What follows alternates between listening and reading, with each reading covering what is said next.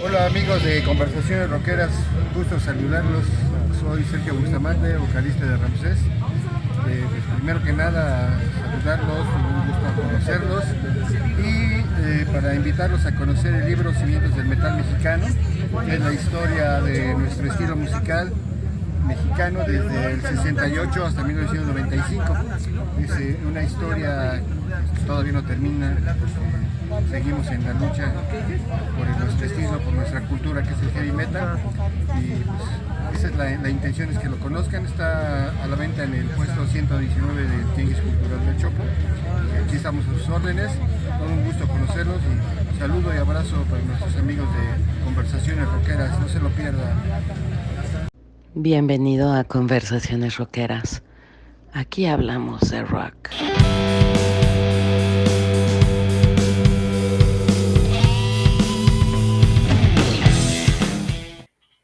Buenos días, buenas noches, dependiendo del horario donde tú nos veas. Bienvenidos a una nueva emisión de Conversaciones Rockeras. Si eres nuevo en el canal, quédate y suscríbete. Y si eres habitual del programa, pues disfruta este programa, esta emisión, porque te va a encantar. La verdad, este programa desde hace mucho tiempo lo quería yo hacer. El heavy metal mexicano necesita un espacio aquí en nuestro canal y ya era momento de hacer esto hoy que estamos celebrando el mes del rock mexicano. Como ustedes saben, en septiembre se celebran las fiestas patrias en México y hemos tenido la idea de celebrar el mes del rock mexicano. Y acorde a la naturaleza de nuestro canal, van a haber muchas bandas de metal, de hard rock y las vamos a tener aquí. Y hoy tenemos un gran invitado, a un escritor de libros, también de algunas biografías, que escribía en muchos fanzines, aparte arquitecto de profesión. Y hoy tengo el honor de tener a Vicente Terán, escritor, metalero, melómano, del gran libro Cimientos del Metal Mexicano. Y hoy vamos a platicar con Vicente. Bienvenido, Vicente. ¿Qué tal? Buenas noches a todos.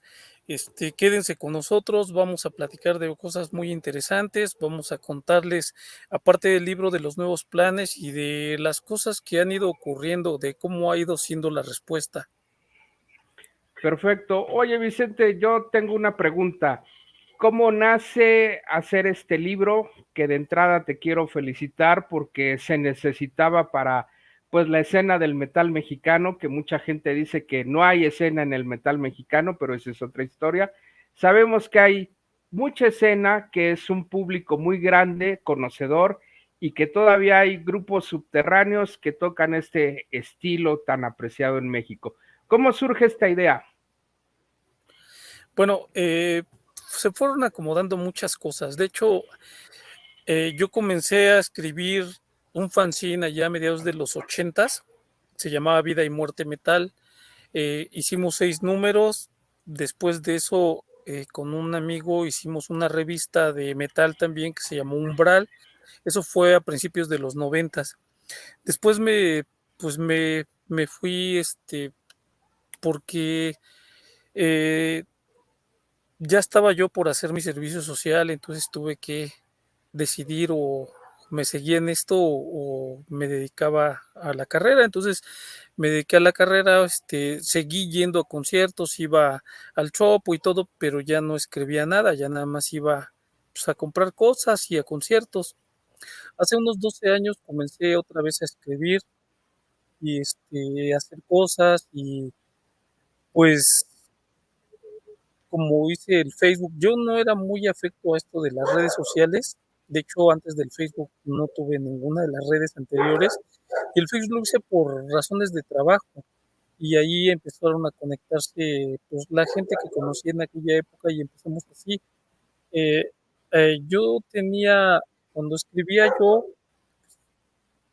tenía como un referentes, ¿no? Yo veía algunos y decía, no, pues esos son muy buenos, pero jamás me imaginé que iba a escribir un libro. Se fueron dando las cosas.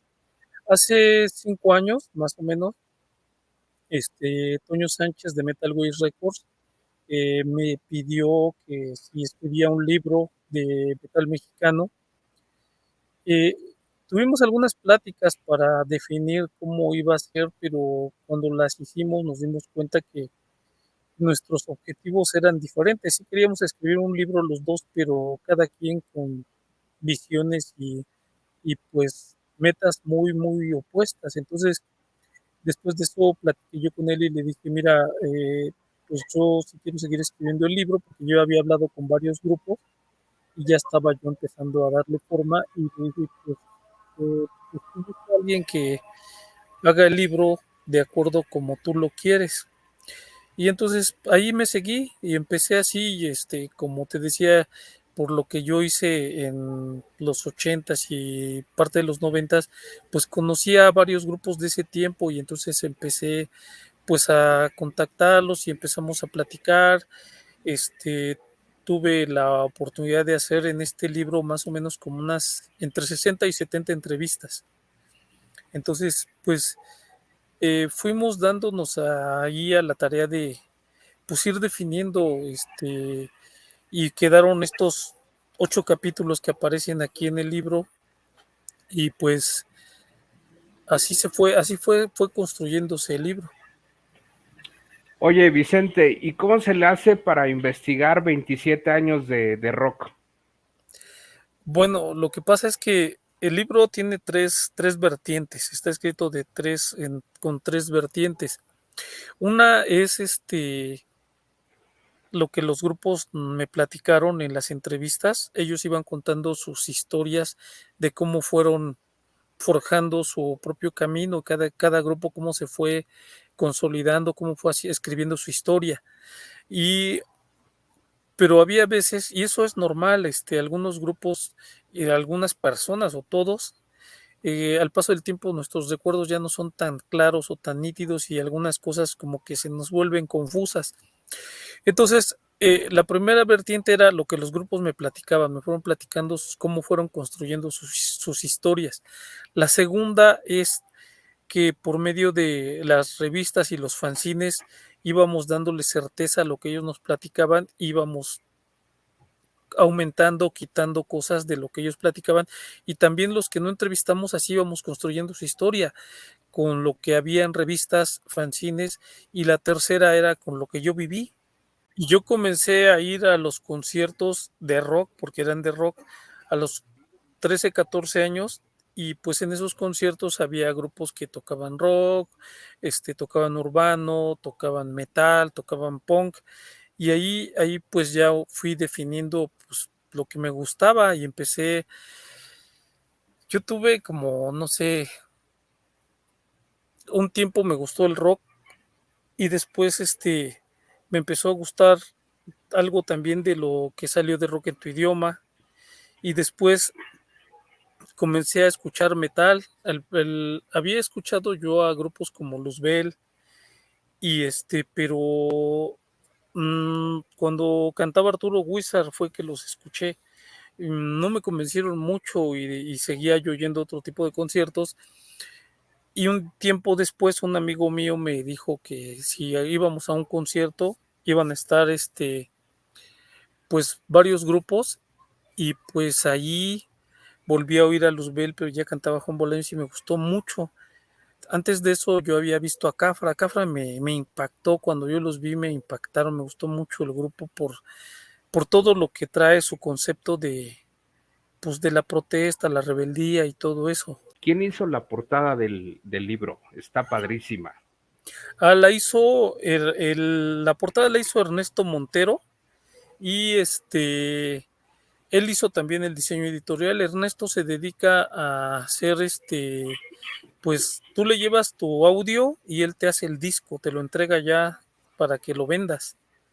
Y él se dedica a hacer propagandas, promociones, boletos, todo en relación al metal.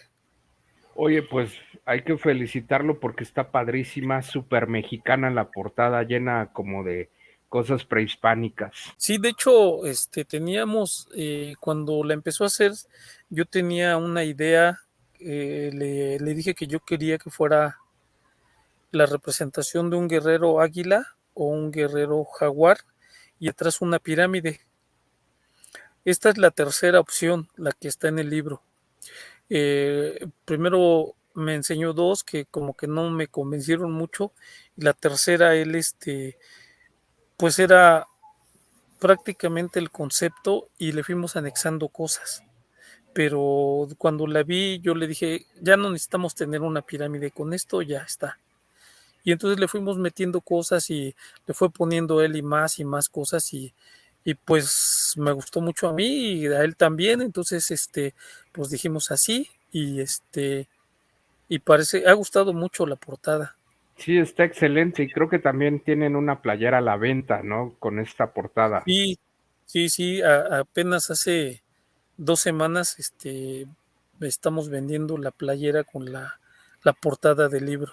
Ok. Oye, hablando un poquito más del contenido del del libro, que a mí me encantó lo que escribió de prólogo Sergio Bustamante, cantante de Ramsés, que no se pudo conectar, al que le mando un saludo, que me autografió este libro casi cuando recién salió, lo fui a comprar al Chopo, pero ese día no estabas y nada más lo El- saludé a él y a Laura. sí, lo que pasa es que, eh, como tú dijiste hace un rato, yo soy arquitecto, trabajo los sábados hasta la 1 de la tarde y ya después de la 1 pues ya me voy al Chopo y ahí estoy, después de esa hora. Sí, Y sí, sí, Sergio llega muy temprano, Laura también, y yo soy el que llega como 2:15 más o menos. es que es el día de Raya y hay que pagarle a los maestros de la construcción. Un saludo también para ellos, ¿no? Sí, sí, un saludo para todos. Sí, sí, pues los sábados se trabaja hasta la 1 en las construcciones. Claro. Oye, pero regresando al prólogo, Sergio decía que era necesario tener una obra del metal que describiera cómo fue evolucionando este estilo de música en México, porque él decía que como que el metal era el hijo incomprendido del rock and roll, así lo refiere él en el prólogo, y aparte dice que aquí en el libro vas a encontrar como un gran catálogo de bandas, en pocas palabras como una enciclopedia de grupos de metal mexicano. Pues tanto como una enciclopedia, pues puede ser que tenga algo parecido, pero la idea básica era del libro. eh, Hay muchos grupos que vienen en el libro a los que pues no se les hizo justicia en su momento. Hubo grupos todos los grupos, cualquier grupo que en esa época se haya subido a un escenario, haya hecho un cassette, un demo, un disco, lo que haya hecho, yo creo que es digno de alabarse porque en aquella época era bien complicado. Todo lo que se hiciera en aquel tiempo costaba mucho, mucho trabajo. No había los recursos, no había dinero, no había recursos materiales, era muy difícil porque no había ingenieros que grabaran metal porque no sabían. Entonces todo era en base a la creatividad y a la imaginación.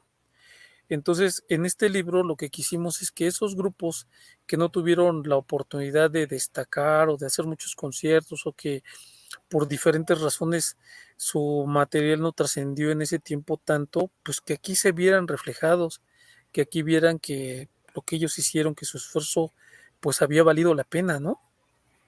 Claro, y también sabes que me llamó la atención cómo están delimitados los capítulos. El concepto de los capítulos que manejas en este libro es como que muy didáctico, porque primero es el inicio, que es el primer capítulo, y el segundo, que es uno que a mí me voló la cabeza, que son los grupos en el área metropolitana, y luego hay otro capítulo dedicado al escuadrón metálico, hay otro a las mujeres en el rock, luego hay otro a bandas tapatías de Guadalajara, otro a bandas de Guanajuato y a bandas del sureste mexicano. Eso me pareció sensacional. Bueno, lo que sí, la idea era, por ejemplo, las bandas del sureste, ¿no?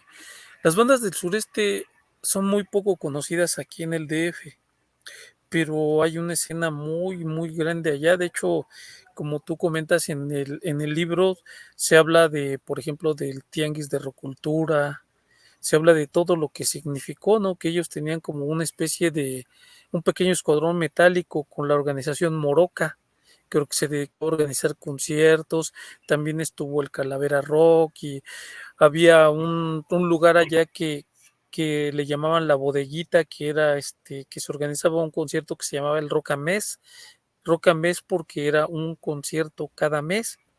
Y entonces ahí ellos van contando cómo les fue costando trabajo allá en Yucatán. Se daba mucho lo de los tianguis, que aquí con los mercados que hay aquí, allá se daban los tianguis que iban y vendían cosas relacionadas al rock.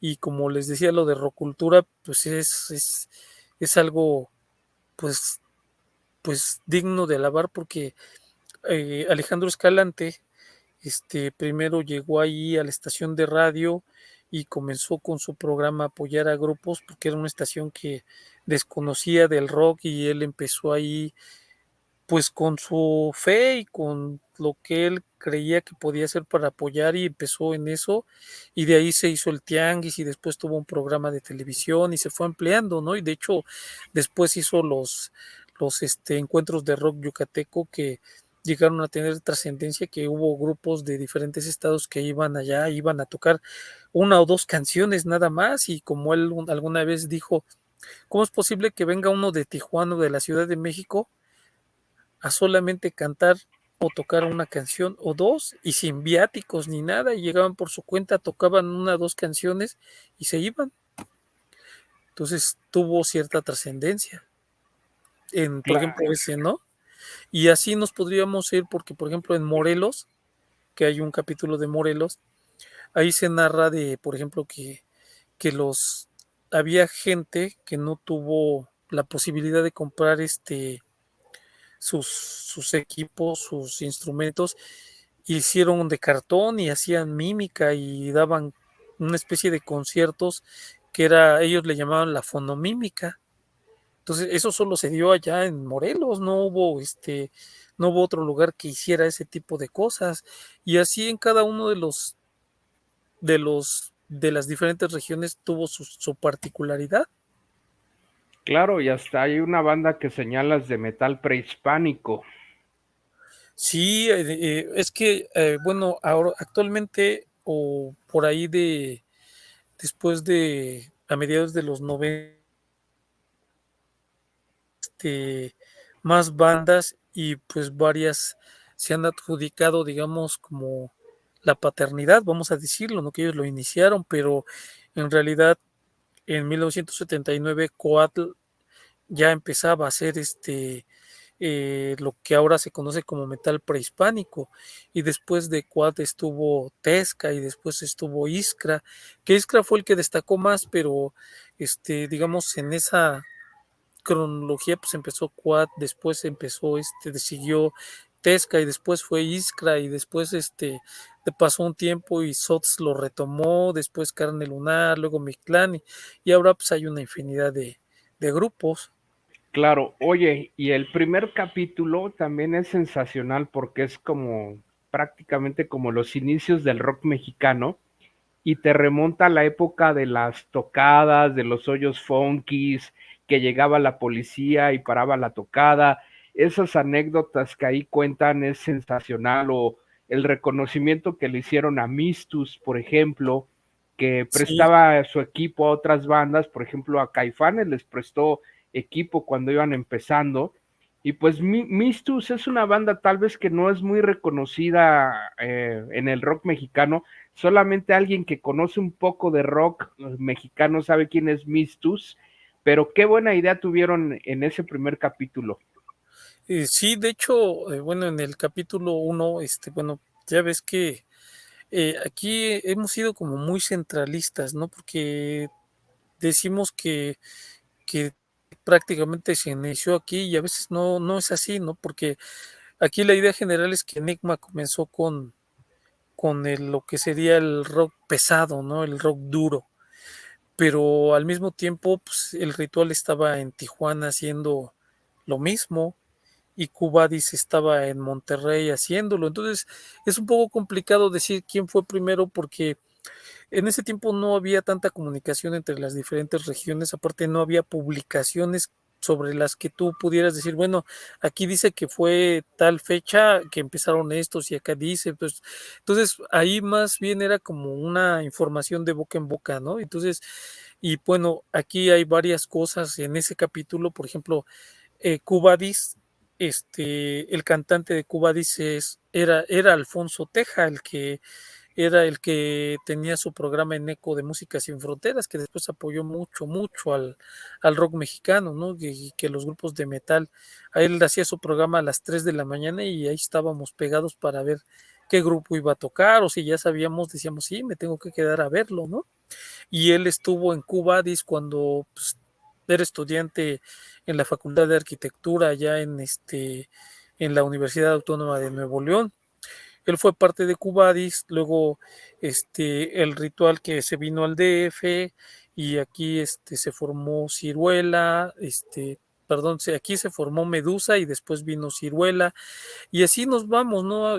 Por ejemplo, está Mistus, Bandera Atómica, por ahí está Fito Sandoval, que es de un grupo que se llamaba Ataúd Blindado, y está pues así, ahí está Isis, Mara, la Yogi Van, entonces van dándose toda una serie de, pues, de acontecimientos, ¿no? Porque, por ejemplo, el capítulo 1 se cierra con algo que se llama el Concierto Blanco, que es el único concierto que se dio en Monterrey en una instalación oficial, que era el Palacio de Gobierno, y se iba a hacer algo, pues, como ellos lo estaban pensando, casi como si fuera un concierto de música clásica, pero de metal, bueno, de rock pesado, y pues no les funcionó, pasaron muchas cosas y pues se canceló, pero bueno, se cuenta ahí la anécdota porque pues es algo que pues difícilmente el Palacio de Gobierno de cualquier estado te lo prestan para hacer un concierto de esos, ¿no? Claro, y también sabes que es sensacional cómo abordas la interacción o la integración de bandas de Nesa o de Tlane, que son dos municipios en el Estado de México, muy cercanos al DF, pero que han dado muchas bandas al rock mexicano. Sí, lo que pasa es que, mira, por eso se llama área metropolitana y no se llama Distrito Federal, porque eh, hay municipios como Naucalpan, Tlalnepantla, Cuautitlán, Ecatepec, Netzahualcoyot, que están muy pegados a lo que es bueno, lo que era el Distrito Federal.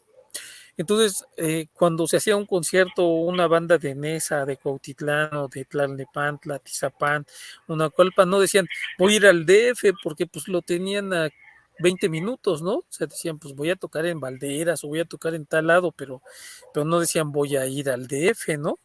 Como lo podría decir alguien que viene de Morelos, Guanajuato, Guadalajara, algo así, ¿no? Y estos, Sí, aunque son parte del Estado de México, pues están tan pegados al Distrito Federal que son pues como uno solo, ¿no? sí es la gran zona metropolitana de la Ciudad de México, por llamarlo de alguna forma. Sí, sí, sí, sí, así es. Y entonces por eso es que le llamamos área metropolitana, porque pues están tan unidos que es difícil separarlos, ¿no? Oye, y el segundo capítulo, pues no sé cómo denominarlo, pero me pareció sensacional, espectacular por toda la información que trae, porque ahí es donde vienen muchas bandas muy importantes como Luzbel, Ultimatum, Cristal y Acero, Coda, por mencionar algunas. Eh, a muchas de esas bandas prácticamente les dedicas como más de 8 hojas, más de 10. Bueno, Luzbel creo que tiene 24 hojas dedicadas en este libro. Yo creo que la mejor banda de metal que ha habido en México, bueno, en mi opinión, pero es impresionante todos los datos que acumulaste. Bueno, como platicábamos hace un rato, pues algunos grupos los he ido conociendo con el tiempo, ¿no? Por ejemplo, con lo de Luzbel, platiqué con Raúl y le dije, oye Raúl, mira, voy a empezar a escribir un libro, ¿cómo ves? Fíjate que me apoyaron mucho todos los grupos, no puedo decir que no hubo alguno o que hubo alguno que pues que no quiso. Sí hubo algunos que por algunas razones no se pudo entrevistar, pero en general fue todo así muy, me lo facilitaron mucho, ¿no? Cuando hablé con Raúl me dijo, sí, Hablé con él un miércoles y me dijo, este sábado no puedo, pero vente el próximo sábado a mi casa, llega a las 12 de la mañana y aquí estamos hasta la hora que tú me digas. Nos aventamos 7 horas platicando Raúl y yo, porque si ves la parte de Luzbel, habla Raúl Greñas, Juan Bolaños, Antonio Morante y André Marmalet. Entonces, por ejemplo, con Juan Bolaños me aventé como 2 horas, con Toño Morante como 3, con André Mar como 2. Entonces, todo eso era, pues era muchísima información, más aparte de la que yo tenía. Entonces, porque a Raúl, allá en el 87, en uno de los fanzines, él y yo nos pusimos a hacer la historia de Luzbel en aquel tiempo. Entonces, en parte de esa historia que escribimos, pues, la retomé para hacer esto.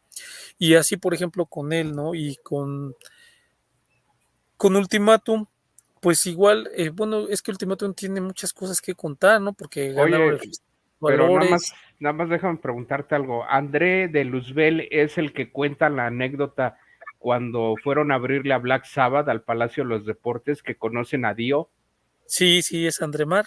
Ah, sí, bueno, es que hay un pasaje en el libro donde él dice que fueron a hacer el soundcheck y que ahí estaba Dio, Tony Iommi, Vinny Sí, Appice, y que Dio fue espectacular en el trato con ellos. sí, sí, Dio, es que, bueno, yo solo vi a Dio una vez, pero todo lo que he escuchado y leído de él era todo un personaje, ¿no? No, Era, Dio es un ícono, se cuece sí, aparte, ¿no? sí, sí, sí, sí, todo el mundo se expresa súper bien de él porque era una gran persona. Y Sí, y dime, luego dices que hubo una falta de comunicación porque originalmente querían que Luzbel abriera el concierto de Iron Maiden en 1992, pero que no se dieron las condiciones para hacerlo. sí, lo que pasa es que este trataron de comunicarse con Raúl, no se dieron pues, las cosas para que así fuera y pues no se pudo, pero la idea era que ellos abrieran. Claro. Oye, y ahora sí retomando lo de Ultimátum, que también los hemos tenido aquí, un saludo a Talo. Un saludo a Talo, a Fernando, a Rafa y a todos. Así es, a todos, a su bella vocalista también. Oye, bueno, pues ellos ganan el concurso de Valores Bacardí, la historia que les iban a grabar un disco en Televisa, pero que no gustaba su estilo y demás cosas, pero pues yo te cedo la palabra de toda la gran historia que tiene Ultimátum. Sí, bueno, es que ese es uno de sus logros, pero por ejemplo, Ultimátum fue uno de los iniciadores del Escuadrón Metálico. Ujú. Cuando ellos iban Oye, antes de perdón que te interrumpa ahí. ¿Es cierto que la idea del Escuadrón Metálica fue de Fernanda Tapia? Sí, sí, Fernanda Tapia tenía esa idea de hacer como, le pusieron Escuadrón Metálico, ella le puso el nombre de Escuadrón Metálico, pero la idea era juntar a algunos grupos, 3 o 4, y en aquellos tiempos, no sé si tú lo recuerdes, pero se hacían muchos conciertos en los teatros del IMSS de todos lados de la República. La idea era llevarle ese paquete a los del IMSS y a donde se pudiera y decirles, mira, tengo estos grupos, ¿qué te parece si hacemos una gira por todos los teatros del IMSS de la República? Y pues son grupos con calidad y aparte el IMSS estaba abierto a ese tipo de propuestas y entonces la idea era que se fueran de gira por toda la República. Esa fue una idea que se le ocurrió a Fernanda Tapia y después retomó Arturo Huizar. Claro, para los que nos ven fuera de México, explicamos rápidamente quién es Fernanda Tapia. Es una gran comunicadora que su origen fue en estaciones de rock, de radio, y hoy la podemos ver en la televisión abierta y también participa en la hora nacional y es una comunicadora que tiene una visión diferente de algunas cosas, es muy inteligente. Adelante, Vicente, con lo que comentabas de Ultimátum. Ah, Bueno, aparte los bateristas que tuvo, ¿no?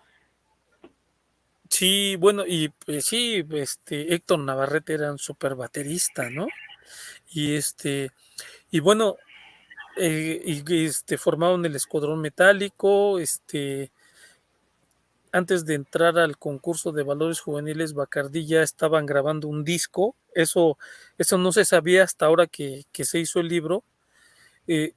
Estaban grabando un disco para Discos Rosenbach de Iconoclasta, pero entraron al festival y bueno, ni ellos creían que lo iban a ganar. Ellos pensaban que los iban a descalificar en las primeras etapas y se fueron dando las cosas para que pues, ellos ganaran. De hecho, en el libro Marcela cuenta que por ahí en la final les hicieron una pequeña trampa para que no, pues yo creo que no ganara, ¿no? Porque en una parte de Llegaré por ti, en lugar de que se grabaran los 4 tiempos, grabaron 3 en la pista que le ponían. Entonces, yo creo que ahí tuviera como una descompensación. Pero cuenta Marcela en el libro que pues ella, cuando se dio cuenta de eso, se aprendió pues digamos, esa variable o ese cambio y pues ya no pasó nada, pero ella cree que era la idea. Y Claro. entonces de ahí se fueron hasta que llegaron y ganaron y pues después de ahí ya se presentaron en todos los programas de Televisa que había donde se pudieran presentar y pues hubo un tiempo que pues les iba muy bien, que cobraban bastante bien en los conciertos. Sí, de hecho dice, creo que Víctor Valdominos, como bien refieres, que no había experiencia para grabar metal, para producir discos de metal en México. No, porque era muy complicado. De hecho, pues, muchos de los discos o de los cassettes o demos que hay ahora y que pues han, pues digamos que sobrepasado la barrera del tiempo porque se han vuelto íconos o clásicos, pues no son las mejores grabaciones, pero algo que tienen los grupos de aquel tiempo y que por eso yo creo que no son olvidados, siempre están siendo recordados y traídos al presente, es porque todo lo hacían con mucha pasión, con mucho amor y con mucha creatividad y eso lograron plasmarlo en cada una de sus producciones. Claro, y también hay otras bandas que son como que muy emblemáticas en el libro, por ejemplo Lynx, que es una banda que grabó en inglés y que tenía un estilo muy moderno. Sí, pues Lynx decían que era como pues algo similar a Def Leppard, ¿no? Que los estilos iban muy parecidos y pues aparte Lynx pues estaba muy, digamos, adelantado, ¿no? Porque una particularidad es que los grupos del norte siempre han tenido la posibilidad pues de ir a los conciertos a Estados Unidos, comprar equipo allá y ven a los grupos, les aprenden el vestuario, el manejo del escenario, muchas cosas que aquí pues en el centro pues solo se ve en videos, ¿no? Y ves nada más lo que te presenta la camarita en ese momento, pero ellos tenían allá todo, digamos, cuando llegaban a ir a los conciertos, pues, podían ver todo el escenario, cómo se hacía, cómo acomodaban el equipo, cómo manejaban las luces, su vestuario, su forma de pararse, de dirigirse al público, ¿no? Claro, o por ejemplo Cristal y Acero en su formación clásica, como los conocimos, tipo Motorhead, cuando salen a la obra de teatro de Cumán, también es sensacional esa historia que tienen.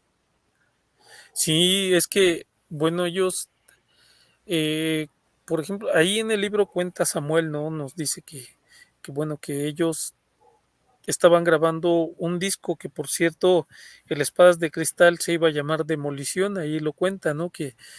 Pero, como pasó el temblor del 85, pues no le podían llamar Demolición porque acababa de pasar, entonces le cambiaron el nombre a Espadas de Cristal y cambiaron el concepto y todo, y después hicieron una audición para precisamente la obra de Cumán, y que a Julissa le gustó mucho una canción que tenía como que pues, influencia de Queen, y de ahí se los jaló y de ahí pues prácticamente eso definió su camino, ¿no? Porque se volvieron un grupo que se dedicó a hacer óperas rock, porque después de Kuman hizo la de Drácula, hizo la del Rey Arturo, hizo la de un vampiro, entonces se dedicaron a hacer ese tipo de cosas y les ha ido bastante bien. Claro, y bueno, pues ¿qué otra banda te gustaría mencionar? Por ejemplo, Coda también fue muy importante en esos años ochenteros. Bueno, sí, Coda, bueno, lo que pasa con Coda, pues a lo mejor sorprendió a muchos, ¿no? Porque los orígenes de Coda eran Máquina, Megatron, Ramsés, entonces eran grupos como más pegados a lo que sería no era metal extremo, pero estaban casi llegándole ahí, ¿no? Y de repente que esos músicos que hicieran un hard rock, pues sí De sorprendió. calidad.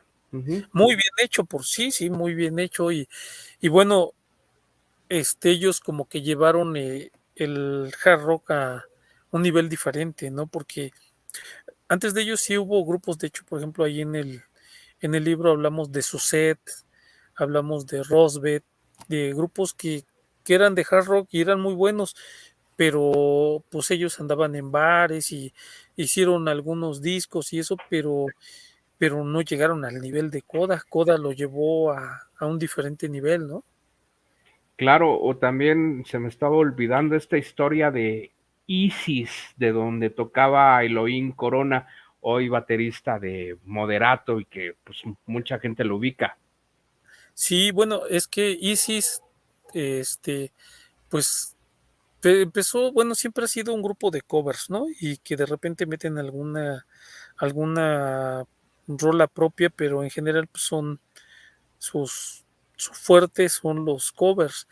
Y eso no quita que Jesús sea o haya sido un guitarrista impresionante, ¿no? Y bueno, por ejemplo, ahí cuenta esta Fabiola que pues ella más bien andaba, le gustaba más como Clown Main y cosas así, y el blues, pero cuando llegó ahí sí se acopló muy bien y pues ellos, en base a eso, pues son el grupo yo creo que más reconocido que hace cover y que pues, ha trascendido más, ¿no? Porque ahí cuentan, ¿no? Que tocaron en el auditorio con Gloria Trevi, tocaron en muchos Hard Rock Café y los llenaban y porque pues a pesar de que eran covers tocaban con mucha calidad, ¿no? Y como dices, pues estuvo ahí Elohim, que fue a Moderato, después estuvo Randy, que es Bell, también Randy es hijo de Jesús, entonces pues y bueno, Fabiola, pues que es una cantante impresionante, ¿no?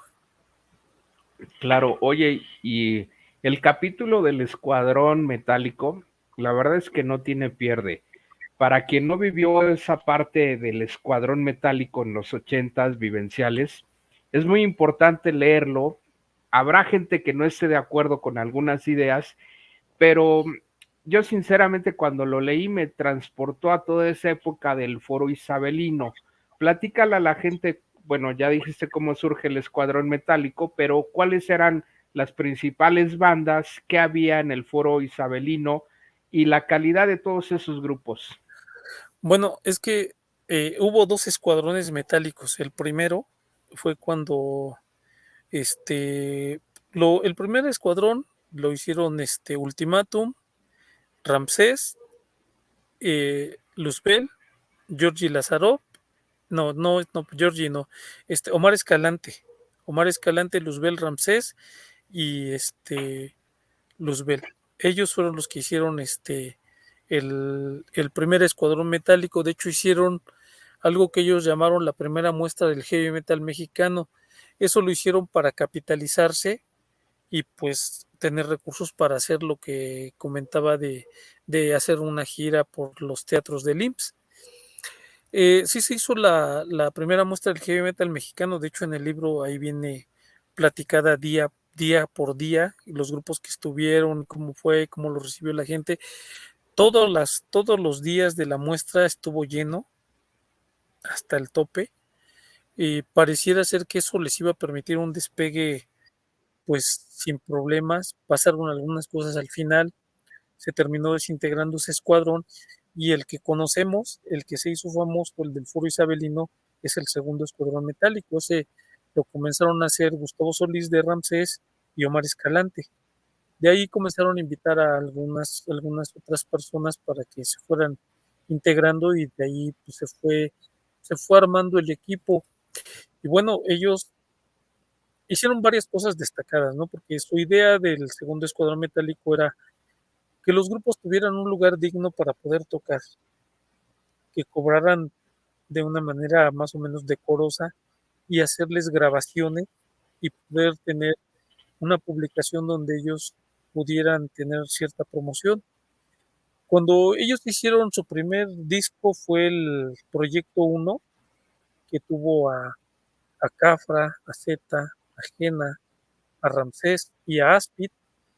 Y a excepción de Aspid, todos los demás grabaron un disco y, por ejemplo, Cafra pues, se volvió con el tiempo un monstruo, Ramsés también, ¿no? Jena, pues desde siempre fueron un grupazo y pues Aspid era un grupo que tenía todo para poder hacerla y bueno, los Z pues eran de Tampico y fueron toda una revelación. Ese disco yo creo que les permitió, porque tuvieron buenas ventas y la gente les respondió muy bien en los conciertos, les permitió tener pues el camino más fácil, porque de ahí comenzaron a hacer ya más discos, tomaron al Foro Isabelino como base y pues en el Foro Isabelino hicieron conciertos en diferentes días, algunas veces fue el viernes, otras veces fue el miércoles, el sábado y así. Entonces, ellos de hecho ahí en el Foro Isabelino hicieron algo que se llamaba los videoconciertos, que pasaban videos de grupos y tocaban grupos, pero los videos eran de grupos extranjeros. Y bueno, respondió también la gente que había a veces que se hacían dos funciones, terminaban una y empezaban la otra. Entonces de hecho, ellos pusieron las bases para lo que después fueron los conciertos internacionales. Ahí Gustavo Solís platica de cómo se fue dando todo para que el Escuadrón Metálico comenzara a hacer los conciertos internacionales. Claro. Oye, y obviamente pues Ramsés era banda toral de ese escuadrón metálico. Sí, pues es que Ramsés era un grupo, fue viviendo diferentes etapas, ¿no? Porque en Comrock grabó el disco de Apocalipsis, después en el Escuadrón Metálico grabó el Guerreros del Metal y después fue cambiando de elementos y fue grabando otras cosas, pero siempre fue un grupo importante, siempre fue un grupo base en el Escuadrón Metálico y un estelar aparte. Claro, oye, y antes de que cerremos y de que se me olvide, qué gran acierto poner el testimonio de Víctor Jiménez Chávez. Yo creo que es la visión de un fan y yo coincido con él en muchas ideas que expresó. Sabemos que hay mucho malinchismo en México, desgraciadamente, que pues sí, todo el heavy metal o la mayoría de heavy metal sabemos que es cantado en inglés, bandas internacionales que nos visitan, pero en México también hay buenos productos, buenas propuestas musicales, pero obviamente pues a veces, no sé, buscamos compararlos con gente de otros países y ahí a veces la balanza pues como que no es igual y como que no hay las mismas oportunidades, eso es una realidad para las bandas mexicanas. Sí, bueno, de hecho lo de Víctor fue algo que se me ocurrió porque pues yo digo, siempre lo he creído así, que la escena somos todos, ¿no? Que son los grupos, los promotores, las disqueras, el público. Entonces, en el libro no solamente está Víctor, también está Armando Navarro de León y está Héctor González Bravo, que le dicen el Arqui casualmente porque también es arquitecto. Entonces, que hubiera gente que también nos platicara su visión desde el otro lado, ¿no? La visión del público, que nos dijera cómo lo fueron viviendo, porque a veces nos centralizamos solo en los grupos, ¿no? Pero las compañías de discos, cómo lo vivieron, los promotores, el público, y el público es muy importante, ¿no? Porque el público te refleja el sentir de un cierto sector, ¿no?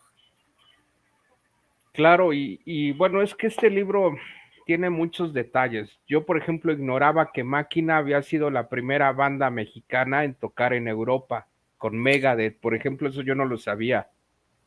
Pues es que se van dando cosas, por ejemplo, ahí no sé si recuerdes que Lágrime, un grupo de de Mérida se fue a hacer una gira a Sudamérica en aquellos tiempos y se fueron a Japón. Entonces, eh, pues son cosas que difícilmente pasaba, ¿no? Porque pues era complicado destacar aquí en México y todavía aventarte a hacer una gira. Y pues así como Máquina, ellos están varios grupos que se fueron a tocar a Guatemala. Por ejemplo, ahí en Luzbel platican de la historia de cómo tocaron en Guatemala, ¿no? Argus tocó en Guatemala, y hubo grupos que se fueron a tocar a Guatemala, a El Salvador, y así se fueron hasta casi llegar a Sudamérica. Son varios grupos. Claro. Oye, Vicente, ya no voy a decir más del libro para que lo compren, para que la gente busque el libro y para que acuda a las diversas presentaciones que haces del libro. Te quiero felicitar por este gran Muchas gracias. esfuerzo que hiciste. La verdad es un trabajo de calidad, eso es innegable. Y pues también a Sergio Bustamante de Ramsés un saludo, porque sé Sí, que un saludo. ahí también trabajó estrechamente contigo, igual para Laura. Sí, sí, Y también. Vicente, pues ya nada más agradecerte que hoy te tuvimos la oportunidad que hayas aceptado la invitación. Danos tus redes, dinos dónde pueden comprar el libro. Si tienes próximas presentaciones del libro, pues tú nos dices, pero recuerda que este programa lo estamos transmitiendo en septiembre. Sí, bueno, también ahí hay un capítulo en el que hablamos de las mujeres. Para mí fue muy importante poder escribir eso y que la gente supiera que no solo los hombres hicieron su esfuerzo, también las mujeres hicieron mucho, mucho porque el metal creciera y tenga el lugar que ahorita tiene. Mis redes sociales yo estoy en Facebook como Vicente Terán Flores. Tenemos una página de Facebook, el libro lo vendemos en 650 y si lo están en el área metropolitana se los llevamos a algún metro, nos vemos en el Chopo y si no, pues se los podemos mandar a donde estén y bueno, el costo del correo ya se los diríamos dependiendo de si es en la República Mexicana son 75 pesos y si es en otro lado, que lo hemos mandado a muchos lados, nos lo han comprado en Perú, Ecuador, Colombia, Argentina, este, España, Inglaterra, Japón, este, en Chile. Entonces, pues lo hemos estado, bueno, en Estados Unidos se ha vendido muy bien también. Y bueno, pues nos ha respondido muy bien la gente, nos ha ido bastante bien. El libro pues, ha tenido mucha aceptación y bueno, eso nos da mucho gusto. Estamos trabajando en el siguiente libro, ya pronto van a tener noticias de él y pues esperemos que nos sigan apoyando. Pues ahí estamos en el Chopo cada sábado, estamos en el área de intercambio, ahí cerca de donde tocan los grupos, enfrente del puesto del Lagarto, a un lado del puesto de Transmetal, ahí tenemos nosotros un puesto donde lo estamos vendiendo. Ahí van a encontrar el libro y playeras con la portada del libro. Y pues cualquier cosa, pues ahí estamos a sus órdenes. Pues muchas gracias, Vicente, gracias por aceptar la oportunidad y por intercambiar estas ideas. Siempre es grato tener a un autor de un libro y pues enhorabuena con todo lo que vas a emprender. Muchas gracias a ti, gracias a todos y pues aquí los esperamos allá en el puesto y pues estamos en contacto. Muchas gracias a todos y mucha suerte. Gracias. Bueno, pues eso ha sido todo por el día de hoy, amigos fanáticos del metal. Ya lo vieron, aquí estuvo el gran Vicente Terán y ya lo saben, ya se la saben todos. Escuchen rock en el formato que sea y nos saludamos en la próxima emisión de Conversaciones Rockeras. Hasta pronto y nos veremos. Fanáticos del rock. Se despide el abogado del rock. Los espera aquí mismo en una próxima emisión.